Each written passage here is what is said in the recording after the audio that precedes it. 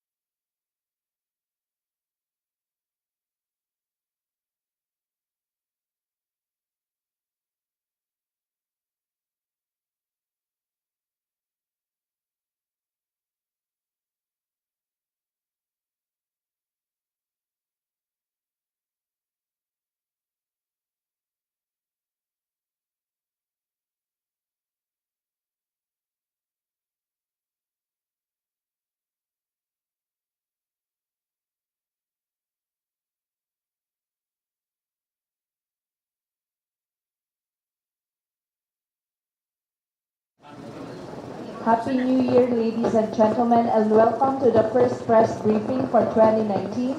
And to start with, the Chief Philippine National Police, Police Director General Oscar Albayalde will now read his statement.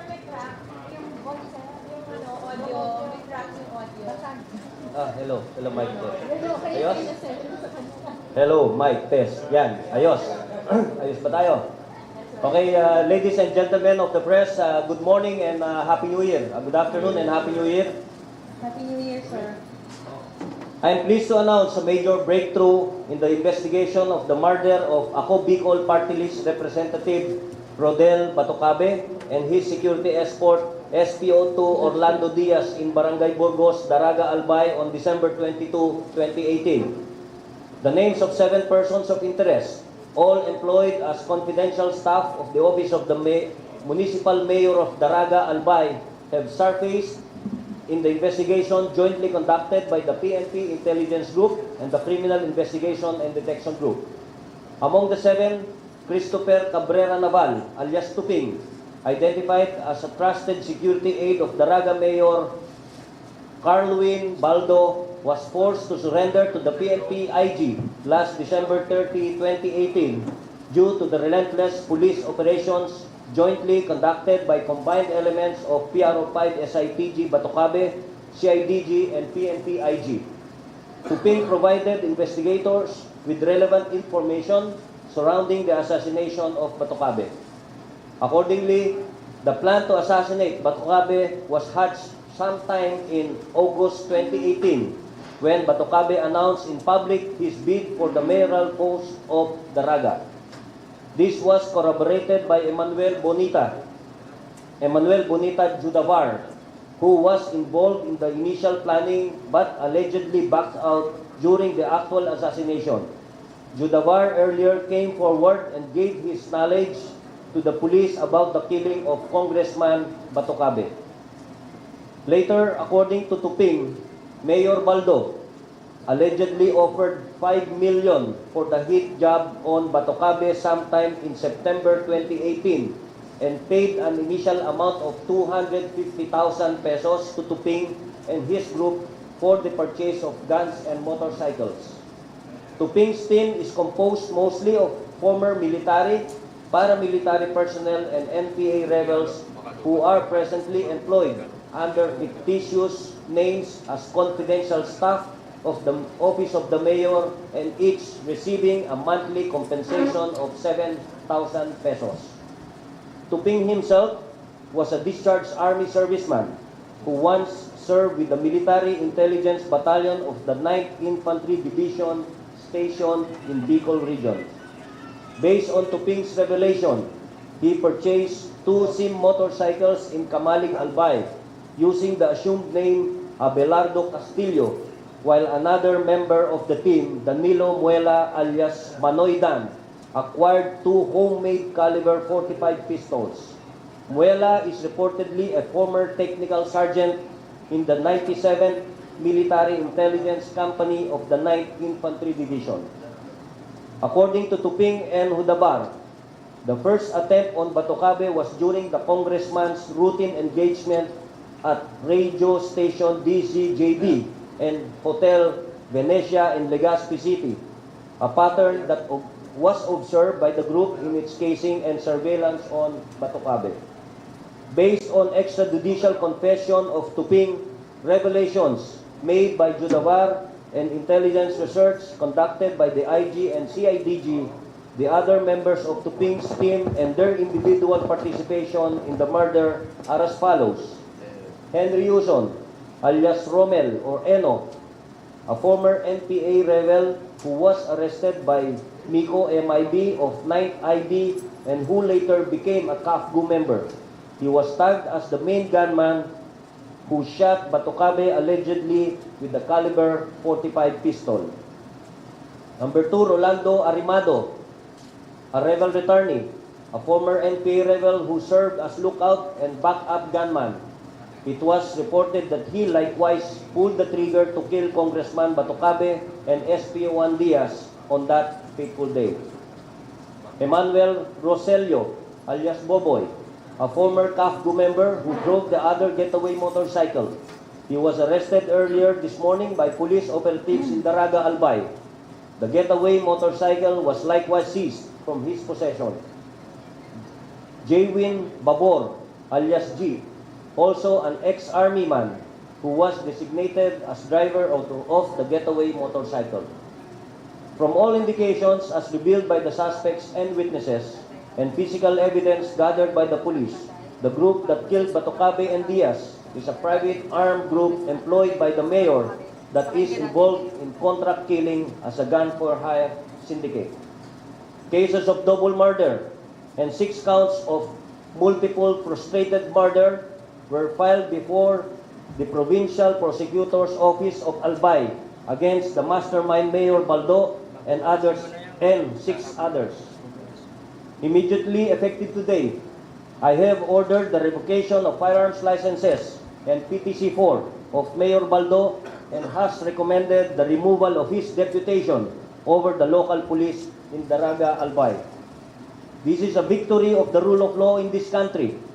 This is also a stern warning against those unscrupulous politicians who will resort to violence to gain election position. The long arms of the law will eventually catch on you. Thank you and good afternoon. Thank you, sir. And the first question for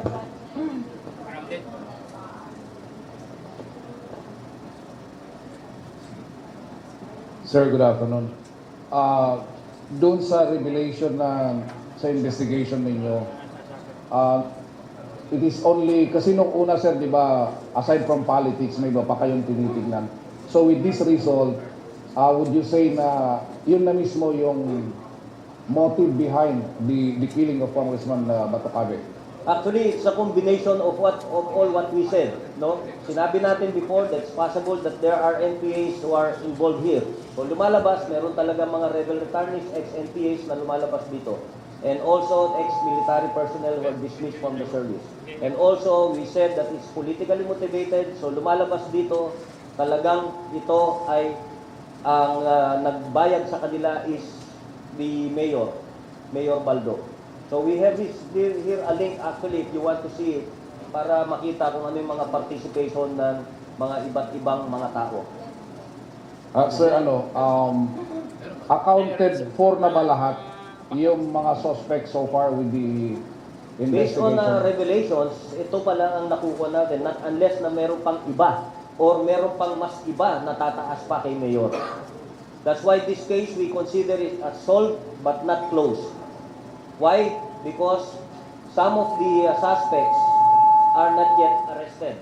So we will do everything to be able to arrest the suspects. And by the way, also we have also a letter submitted to DOJ for the issuance of a ILBO Immigration Lookout Bulletin Order for Mayor Baldo and the 6 other suspects.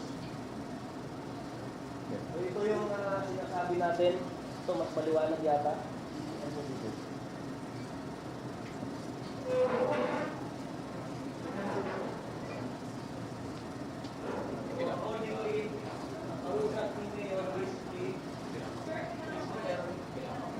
Mike, kay ano? So based on the investigation conducted by IG, NCIDG, and SITG BATOCABE, ang kausap ni Mayor is itong si Christopher Nabal or si alias TUKOY. At siya ang naggrupo dito sa 6 na ito. Siya ang naggrupo dito sa 6 na to.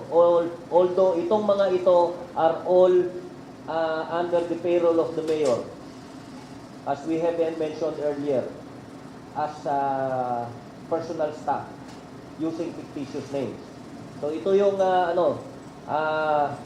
this one is a rebel returnee and all the rest are ito rin rebel returnee and CAFGO and all the rest are ex-military personnel.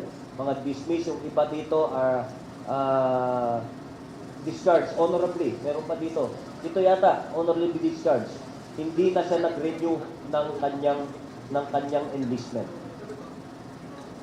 Okay.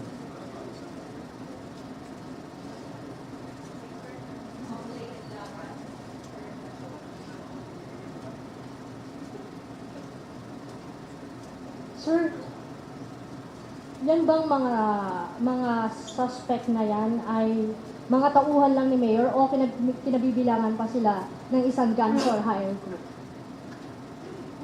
Unang-una, they are under the payroll of the mayor. But then, hindi lang naman si mayor ang nakikita natin na gumagamit sa kanila. So, sila talagang gun for hire group, not only for the mayor but also for others, kung sino ang magbabayad sa kanila. Sir, meron ba silang target pang ibang politiko bukod kay Mayor o nauna pang target? So far, wala tayong nakuhang information on that.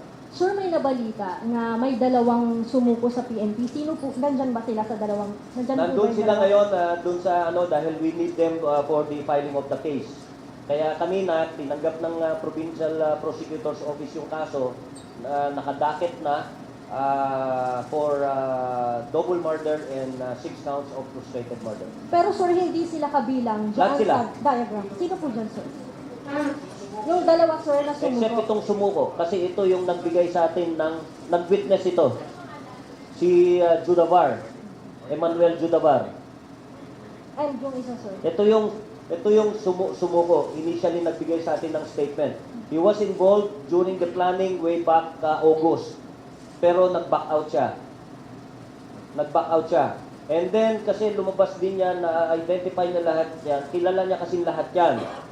There was also a picture shown to him during the gift giving of Congressman BATOCABE dun sa area. Merong nakuhanan dun picture na he was not a member of the PWD at saka yung senior citizen ng gift giving. Na-identify niya na isa kasama doon. Sir, sino po yung isa pa? Nakita niya ito. Naka-standby doon. Si Emmanuel Roselio at saka si Babor. Na-identify niya. Nakuhanan ng picture sa mga pa-picture-picture doon. Sir, sino pa yung kasama ni, yung isa pang sumuko? Yung dalawa? Yung sinasabing Ang dalawa, sir. pinakahuling sumuko yung isa.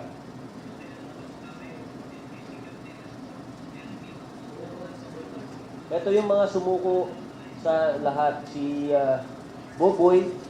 Si Buboy ito. No? This is the same na motorcycle na binili for use for as getaway vehicle. No? Tapos ito si Jude Jahabar, assisted by a counsel. No? And also si Christopher Nabal, assisted by a counsel. Sir, yung nagbigay ng information, nakasama sa planning pero nag-back out, may tuturing ba natin na... Siya ang ginawa nating isa sa witness. So since sir, siya ang nagbigay din, siya din ang nagbigay ng pahayag na involved si Mayor, makakatanggap ba siya ng reward or pasok ba siya doon? Pwede ba siyang Well, tumanggap? that we do not know kung paano we have to still talk with the SITG at saka kung paano at saka nandito naman si anak ni Congressman. It's up to them on how they will be giving the reward kung bibigay man. Thank you, sir. Sir, good afternoon po. Sir, is there a compelling basis or reason to believe that their testimonies were genuine? Yung mga nag-turn ng Ano, mga no? suspect po, sir? Is there a compelling reason to believe na that their testimonies were genuine? May basis po ba? May reason para paniwalaan yung statement niya? Isipin yung napakalaki na Si reward. NDJ, gusto mo para there's a compelling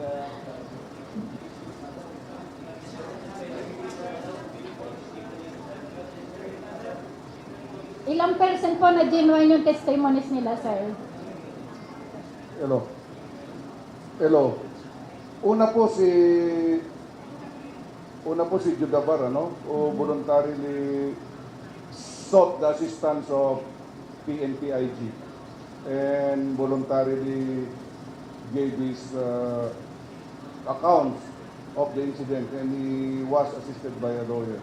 And sa very consistent po yung mga sinasabi niya. Then after that, lumabas po si Christopher Nabal. So most of their nagja-jive at nagko-corroborate naman yung testimony nitong si Emmanuel Judavar. And the second suspect na sumurrender, si Christopher Navarro. Sir, would they be subjected to lie detector test too? Actually, nag-undergo na po ng sa polygraph si Emmanuel na lie detector na po. Sir, of all the suspects, sir, na turned witness, ilan ang i-consider natin mag-witness yan? Isa lang? Sa mga suspect na nag-surrender po, ilan po i-consider na witness? At isa sa ilalim po ba sila? As of now po, si Judavar po ang nag-turn out to be the first witness. Siya po ang nag-open for the investigation and succeeding follow-up operations conducted by SITG, IG, and CID. Would they be subjected to witness protection program? That will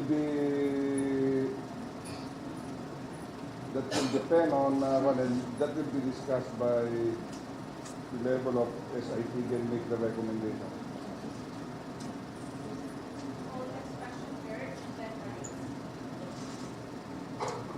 Sir, good morning po. Ay, good afternoon po sa inyo lahat. Sir, if with your permission, sir, may we ask for the reaction of Justin, sir?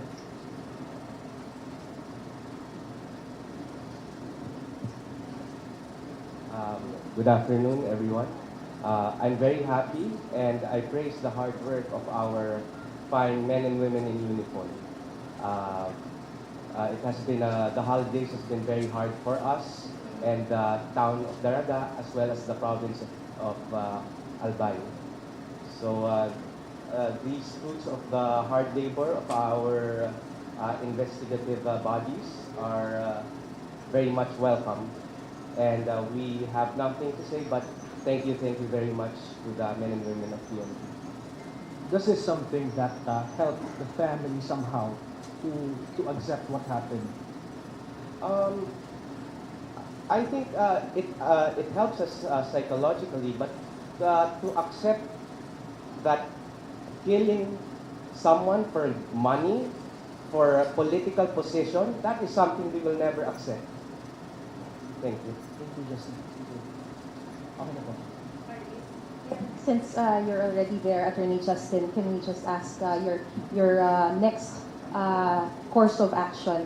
I understand that it is the policemen who are going to arrest, and it will also depend on the court. But as far as your family is concerned, what courses of action will you take after learning? From the very start, your mother has been very certain in saying that she knows who the perpetrator was. So after learning this, based on the investigation, what will be your course of action? We will always pray, give thanks to PNP, and then of course examine the evidence at hand as the good chief of police stated. The case is solved but is not yet closed. Obviously, the burden of proof required to push this forward to the preliminary investigation up until conviction, the unreasonable doubt. We still have to fine-tune that. We still have to distill all this information that PNP has for us today. So we'll take it one step at a time. Preliminary investigation first, and of course, the next step that PNP chief outlined, which is to strip them of their capability to inflict evil and harm to the people and citizens of Daraga, and to capture them and bring them to justice. Attorney, I don't want to sound insensitive in this particular question that I will be asking, but after the death of your father, are there any calls for your mother or for you to take on the candidacy that was left by your father? Under the law, only a BATOCABE can substitute my father. So by that, the pool is already limited. I can confirm that there are calls for my mother, substitute my father. But as of the moment, we're still discussing as to how we will make the substitution. But it is certain that we will substitute it. Okay. Thank you so much. And again, our deepest condolences. Thank you Now, very much. for Chief PNP, sir, can we just clarify for the record again, who was the second who turned himself in? Who was the second person? Si Tuping. Si Tuping. So, ang una, si Si Tuping ang sumurrender na pangalawa. sa kanan. Si Tuping. Si Christopher Tuping ang naman ang second. pangalawang nag-surrender sa atin. Di ba current naman yung Yes. si Si Gigabar ang una. Sir, sa ngayon po ba, are there any Ngayon si Baldo ang hawak. policemen or law enforcers who are now, kasi di ba, ano naman, ngayon naman current na mayor yung sinasabi yung the mastermind in this particular case. So, meron na bang mag-aaresto sa kanya? Paano ba ang magiging course of action itong ng policemen? Or are you going to wait for the court? Paano ba yon? Kasi you've already established that he is the mastermind in this particular case. Well, we'll follow what the court will say. No? Kung bigyan tayo ng outright ng warrant of arrest, we will serve the warrant of arrest immediately. Sir, can you just enlighten us legally? Kasi, syempre kapag halimbawa, meron kayong mga persons of interest, di ba aarestuhin nyo agad? Bakit ito talagang bluntly is already being mentioned by those persons of Actually, they were interest? not arrested. Itong mga persons of interest. No. I mean the witnesses whom you talked to and whom you based your investigation from. Sila na mismo ang nagsabi na kinuha sila, they were hired to do this particular case. So, legally speaking, ano po ba ang tama? Hihintayin muna yung korte, hindi pwedeng arestuhin? Hindi na kasi papasok ito sa warrantless arrest natin or the what we call the citizen arrest. No? We have to wait for the warrant of arrest that will be issued by the court. Unlike itong isa dito sa ano natin, may warrant of arrest yung isa dito, who is si Yuson. He has an existing standing warrant of arrest for a case of rape without bail. So, inaresto nyo siya dahil sa ibang kaso He is not arrested. He is subject of the manhunt now. Subject Yung iba kasi hindi naman na-aresto. No? Because of pressure, lumutang yan. Tapos because of pressure, lumutang si ano. And then of course, nakita, because of pressure, lumutang si Buboy. Sir, I don't know if you know the answer to this, but what will happen to the candidacy of the mayor? Hindi ko alam. May not a politician. Sabi nga nila, I don't know. With Yes, Attorney Justin. Unfortunately, the law will only disqualify him if he is convicted by final conviction. So if you look at it, May 13, that's not enough time for a final conviction. So yeah, he can still pretty much run. Okay. Sir, one last. That will be up to the Comelec. people of Daraga Albay. Yan ang sagot dyan. It will be up to the people of Daraga Albay. Okay. Sir, you mentioned a while ago that these people have already been in the payroll of the mayor for quite some time now under fictitious names. So, does this mean that they've been the tags of the mayor for a long time now? Have you established that already? It's actually possible, although hindi sila identified doon sa group. But some of them, they're playing with the group na yung identified doon, the Conception Group. So we have a group there na minomonitor doon na what we tag as Conception Group. They can be pwede silang doon sa grupo na yun, pwede silang they go on their own. What do you mean by Conception Group? Meron kasing existing na parang doon, na parang gun for hire and involved in acting as private armed group doon sa lugar, sa Bicol region. The Conception Group na nasa watch list namin. That under... what do you mean by... When you say a Conception Group, what does this do? It's a gun for hire. Meron tayong binabantayan doon na pinangalan na gano'n. Involved in gun for hire and acting as private armed group also. Pero hindi sila necessary member ng grupo. But they can go there also kapag tinap yung kanilang services. So, hindi... There's a bigger group where they are a member of? Wala silang grupo. Wala But sila. since they are in the payroll of the mayor, Pwedeng sa talagang sila. they are not necessarily exclusive to the mayor as pags of the mayor? Yes. Or are Yes. they exclusive to the mayor? No. Lumalabas na pwede sila magtrabaho sa iba. Oo. Pero talagang alam ng mayor na talagang pag sila. At Yes, probably kasi they are under his payroll and nakalagay doon is personal staff. have you established how long have they been in the payroll of the mayor? Not yet. That's part of the investigation. Sir, thank you. Hello, sir. Sir, dun sa links lang, sir, ni Mayor on the private armed groups, paano, sir, siya nag-make contact to this particular group? Kailan, and then how did it develop from there? We have not established that kung kailan ito naggrupo. What we know is itong mga to are working in the Bicol region. They're ex-military. Alam mo na, sometimes unscrupulous politicians, they always hire yung mga ganon as their security. So this is one example of that. No? Yung mga kinukuha nila, yung mga may kaso, yung mga dating may kaso, kung minsan, as securities dahil alam nila na once upon a time sila may kaso, nakapatay ng tao, so they assume that they have this courage, parang gano'n. So, some politicians. But, sir, sabi niya sa... Ito naman, itong mayor kasi na to, naging mayor ito nung June lang. Dating vice mayor ito. Remember, may namatay na mayor. And then, because of long succession, siya ang naging mayor. Because he is the vice mayor then. And so, pwede na natin kasi tignan na nakita niya, mayor na siya. Namatay sa sakit yun. Namatay sa sakit yung mayor. Namatay sa sakit yung mayor. Sir, We have also intelligence, although those are intelligence information, unconfirmed information, na parang naplanuhan din yun once upon a time. Okay. Naplano din yun once upon a time. So seemingly talagang merong ambition itong si dating vice mayor na naging mayor to be the mayor also. Sir, nabanggit niyo na as early as August may plans na.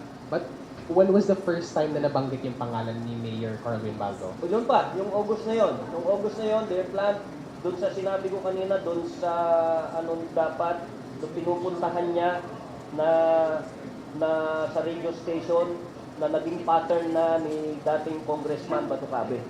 As early as then? As early as then, meron ng plano. But itong isa, kaya hindi siya umalis kasi hindi tumupad sa usapan, allegedly, si Mayor. Has the PNP spoken to Mayor Carwin Baldo? No. Have you asked for his testimony ever since? No. We just have to probably submit itself to the court, not to us anymore. With these findings, sir, is the PNP looking for other angles or convinced na kayo na ito talaga yung dapat niya pursue? We're very much convinced na ito. We're just looking here kung sino pa ang involved. No, we're not discounting the possibility na meron pa mas mataas kay Mayor or meron pang ibang involved dito besides these 6 people. But so far, si Mayor Carwin talaga ang mastermind. Yun ang tinuturo. Beyond that, wala silang alam. Yun ang tinuturo nila. No, hindi kami nagtuturo kay Mayor. Remember that. Sila ang nagtuturo kay Mayor. Beyond that, wala silang maituro. This time, sir, may ilalaki pa ba tong grupo or ito lang yung ating nakikita grupo sa party? Well, we really can say kung ano. Kaya nga, we consider this assault but not close. No, every time na there is killing like this, unang-una, sabi ko nga, gusto nating maaresto itong mga suspect pa na iba. And of course, the Mayor himself. Baka meron pa silang sabihin na may ituga pa sila na iba. No? Kaya, there's always that possibility. Sir, meron tayong estimate ng firearms and ammo na gustong kunin kay Mayor Baldo or may search warrant ba tayong hihingin para doon sa firearms na ating gusto That is part i-confiscate? of our case build-up. May mga information tayo dun sa ganito, dun sa ganon. No, even immediately after the incident kasi maraming nag-pour in information. These are all subject of case build-up sa amin. Not only us, but also some counterparts of the AFP tumutulong sa amin na mag-develop nitong mga sinasabi nila mga information. Okay, sir. Sir, last for you. Yung grupong nakausap natin, is this the first job that they were given by Mayor Baldo? Or meron pa bang ibang nabanggit? Hindi ko alam. Wala sila nabanggit eh. Walang nabanggit sa amin. Wala. Actually, we did not ask that. Okay, sir. Kay Sir Justin kung pwede, sir. Okay. Sir, with these findings by the PNP, are you convinced na si Mayor Baldo could be the mastermind behind your father's killing? I am convinced that he could be the mastermind. I'm using your words here. I am convinced that he could be the mastermind. But of course, we want to see this all the way up until conviction. So I'm holding whatever words I want to say, and I will just rely on the PNP's investigation from here on in. Okay, thank you, sir. Thank you, sir. Sir, yung processing ng reward money, yung 50 million na contribution ng mga congressmen at ni Duterte, saan yung pupunta yung pera nun? Doon sa dalawang person of interest niyo o paano system? That will be up to the recommendation and appreciation of the SITG, ng CITG at saka IP. No? Pag-uusapan yan. And of course, pag-uusapan, kasama yung magbibigay kung sino yung magbibigay na kung sino ang sa tingin nila talaga ang nagbigay ng information dito. That led to the solution of the case. Hindi po bang dalawang turo kay Mayor? Ano ba yung suspect o witness? Witness yung isa. Suspect yung isa. Qualify yung ba yung sa witness protection program yung naturo kay Mayor? Depende sa korte yun. That will depend on the court kung bibigyan nila ng WPP. Sir, pwede mo kayo makahingi ng specifics ng case na pinahin nyo kay Mayor sa Department? May specifics? Murder. Double murder, and 6 counts of frustrated murder before the Provincial Prosecutor's Office of Albay. Ilan po yung... Just this morning. May complete name po ng mga in-accused nyo na... Sila. Lahat. Ng mga lahat. Sila. Lahat. Lahat sila. The mayor and 6 others. All 7 of them. Except the witness. Ito bang mga person of interest sinabi na mag-witness sila against the mayor? No, lumabas na suspect sila. Sa korte na. They are suspects already. Willing to comply kayo maging witness against the mayor itong mga... I don't know. That will be up to the appreciation of the court. Depende dun sa participation nila. If they surface and then they apply for WPP, then that will be up to the court, not for us. Na-identify mo ba natin kung sino mga trigger men na kay BATOCABE? Well, nakalagay, oh. Ayan, nagturo. Based on the accounts of, the witnesses. Okay, thanks, sir. Good afternoon, sir. Sir, can we say na ito yung first case natin ng election-related violent killing po sa BATOCABE? This is the first case po. Hindi yan. Kung if we're talking of this year, but I don't think so na ito yung ano. Meron pang, I think wala akong data ngayon pero meron. Hindi lang ito.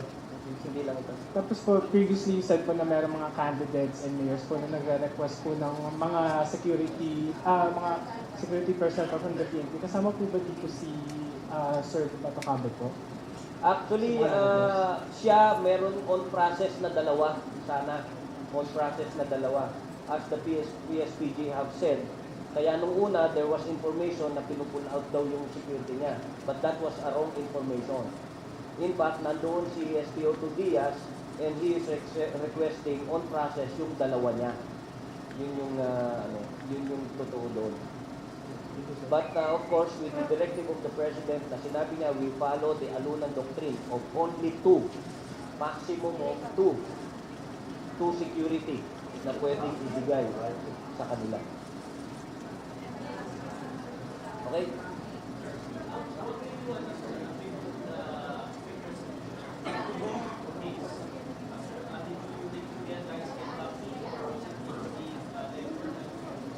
Well, this is a concerted effort.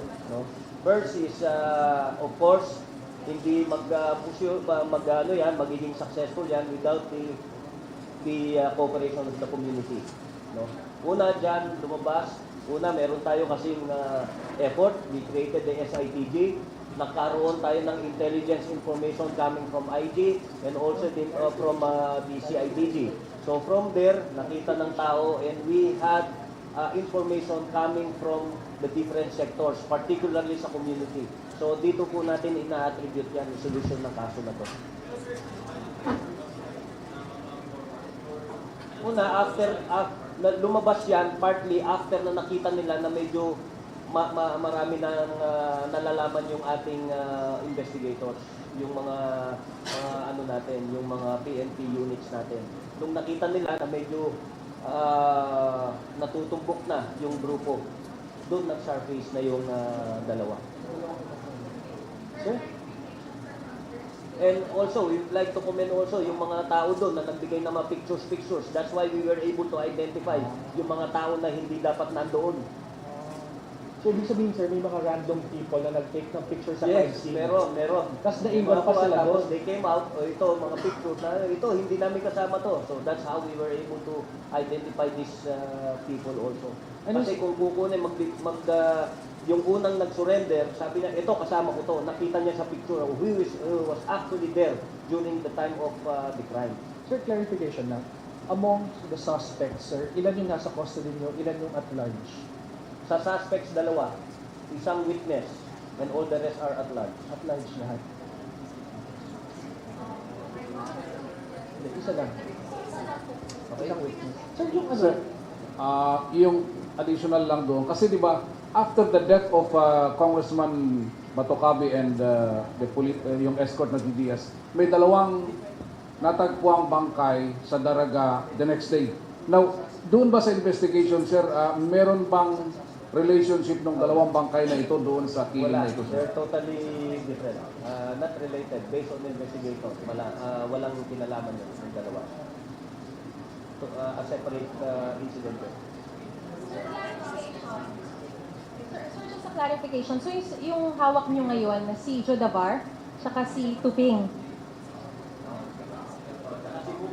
tsaka si Buboy.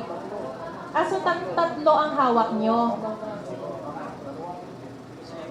Si Buboy, yung isa, ang hindi suspect yon, witness yon. Sorry. Pwede sir natin pangalanan para lang malinaw. So si Tuping tsaka si Jodavar. Suspect, si Buboy, at saka si Christopher Nabal. Yun ang dalawang suspect. Ang witness na ginamit natin, itong si Jodavar. Okay? Sa puwersa, nakita niya, na-pressure na. Sumuko niya, pati yung ginamit nilang, nakita natin kanina na motorcycle, na getaway vehicle. Sir, it is only Jodavar whom you're going to use as a witness at si Tuping hindi, even if he mentioned na they were supposedly given 5 million para isagawa yung assassination? Nagbigay sila ng extrajudicial confession si Nabal. Si Buboy na lang hindi. Si Nabal has already given his extrajudicial confession. So it will depend, it depends now on the court kung bibigyan sila ng witness protection or not. Pero as far as the police is concerned, you're just going to use one witness sa ngayon. Pero based doon sa extrajudicial confession din nung si Buboy, pinayal din natin yun, binigay din natin sa korte yun as part of the evidence. Buboy, akala ko ba he's the only one who did not give Si Tuping. Si Nabal, si Tuping. Si Nabal, si Buboy, hindi pa nakukuha na ng extrajudicial confession. Sir, clarification lang, what made Jodavar surrender?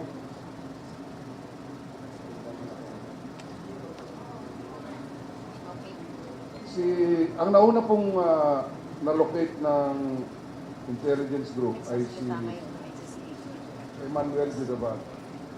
So, Na-locate niyo siya? Dahil dati rin siyang intel community, nakilala siya, identified siya kasi na kay Mayor, so nilapitan until siguro sa pressure, nagkaroon kasi sila ng problema, di ba? He was part of the plan initially. Nagkaroon siya ng problema with the group, nagkaroon siya ng problema kay Mayor because of yung baril yata. That's why pakiramdam niya ay hinahanap siya ng grupo. What about the gun? What about the baril? Meron siyang baril na kinuha nung umalis siya. Umalis siya kasi doon sometime September or early October. umalis po si Judabar na doon kasi ayaw na hindi niya porsyonada yung patakaran doon, kaya may kinuha siyang baril at ito sinisingil sa kanya. Then maraming beses na naramdaman niya na sinet up siya, that's why ang best option niya is pumunta na sa PNP and luckily nakuha naman ng intelligence group. Sir, just for timeline purposes, natuntun niyo muna siya bago siya surrender, hindi siya talagang voluntary surrender. Pinahanap namin siya because person of interest na siya noong because he was part of the security detail nga ni Mayor. Kaya naging person of interest siya na pwedeng makatulong sa investigation that is being conducted. And then, on the day that you were there, nakita niyo siya, natuntun niyo siya, doon na siya sumuko. Sumuko po siya sa kwan. Actually, he was invited by IG and NSITV at sabi ko nga, pressured na rin siya because hinahanap na siya. So, very voluntary naman lahat ng statement niya and it has been consistent from the start. Pero sir, yung kanyang hindi nagugustuhang patakaran ay dahil sa pangkalahatan, hindi dahil kabilang na doon yung kabilang siya sa pagpaplano ng pagpatay allegedly, pero hindi niya nagustuhan at nag-back out siya, hindi yun yung naging dahilan ng personal pagkalis. Relationship na kay Mayor doon at saka grupo, meron siyang hindi nagustuhan, sabi niya na patakaran ni Mayor, that's why umalis siya. Kasama na sa initial planning and the surveillance, pero later on pumalas siya. That's why naging witness lang. Alam ba nila Mayor na pumalas na siya? Alam po ni Mayor at saka yung grupo niya na pumalas siya. Okay.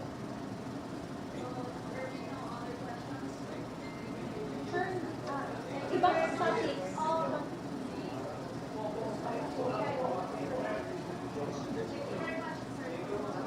Sir, kailangan namin kayo for other topics. Hindi sir, yung ano lang, yung meron kasing listahan na lumabas na mga trigger happy allegedly, mga nahuli for indiscriminate firing. Meron kayong, may mga listahan po kasing lumabas na.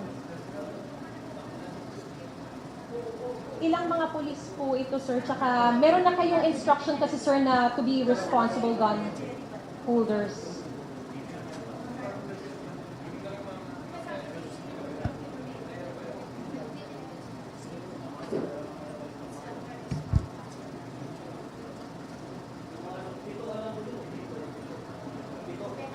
Sir, ano ang magiging ano ang instruction niyo po? Kasi malinaw po before, meron kayong soundbites na sabi niyo na hindi niyo natatakban yung mga nguso ng mga baril dahil ipagpapakita na responsible gun holders ng mga pulis. So, with this incident, unang-una, I gave directive to the IDM to investigate, to take the lead in the investigation of this indiscriminate firing involving PNP personnel, I think about 7 of them. And I gave specific instruction if the evidence is strong against them, we will dismiss all of these people. agad-agad. Yes. Dismissal. Minimum na yon. Kung meron pang mas mataas doon, hindi ko alam. Pero they will be dismissed from the service. Sir, bakit? Just for the record. Unang-una, it's a gross violation of our rules and regulations sa Philippine National Police. No? At hindi natin ito-tolerate itong mga indiscriminate firing na ito. Sir, meron bang na tamaan or meron bang naging collateral damage? Wala tayong namaan. For the whole, I think, dun sa gabi, there was only one minor lang sa Region 10. All others, wala tayong incident. Oh, but this is not a reason. Yes. Okay. Sir, sa traslasyon, nilahat na yun. Hindi, next week na yun, sir. Pag-aantay pa ako ng meeting with that. Wala pang final din sa Sir Cotabato, wala bang spillover dito sa Metro Manila? Well, with regards to the Cotabato case, meron tayong tinitignan na grupo affiliated with, allegedly affiliated with BISS. Yun ang tinitignan natin isang grupo. This is one angle na tinitignan natin, although it's not the only angle na tinitignan natin dito. There are others na tinitignan natin. Yun ang nakikita ng ating intelligence community dito. Although the BIFF, I think they denounced the, and hindi nila kinredit ito on their group. Pero we have group na tinitingnan dito affiliated sa kanila. Sir, this happened despite the presence of, or the ongoing martial law. Ano po ang reaction niyo dito? Well, unang-una, talagang even the previous months naman, meron. Sa Cotabato rin, marami. Di ba? Meron tayong nakukuha mga IED, may mga explosions talaga. Sa talagang may mga nakakalusot na iba. So what we do is always we intensify our presence there. No, not only on the part of the military but also of the PNP. Kaya nga may martial law doon, no. Talagang hindi natin totally, no, masil itong Mindanao, especially itong part ng Cotabato na medyo critical. Pero sir, walang spillover sa Metro Manila.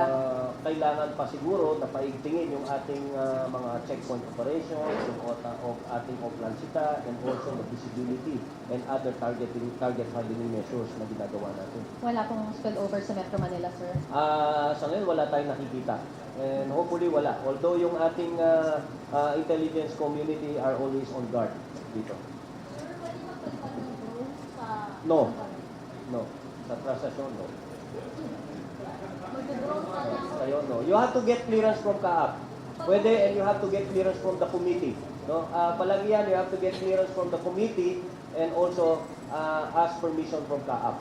Sila ang mag-endorse sa inyo sa CAAP. Sir, sinong committee? Sorry. Sa committee, sa transaction. Sila Father Coronel, yes. So it's not going to be the police who will No, not decide? us. Okay? Thank you. Okay, thank you. Thank you. Happy New Year. Happy New Year po. Sir Carpos!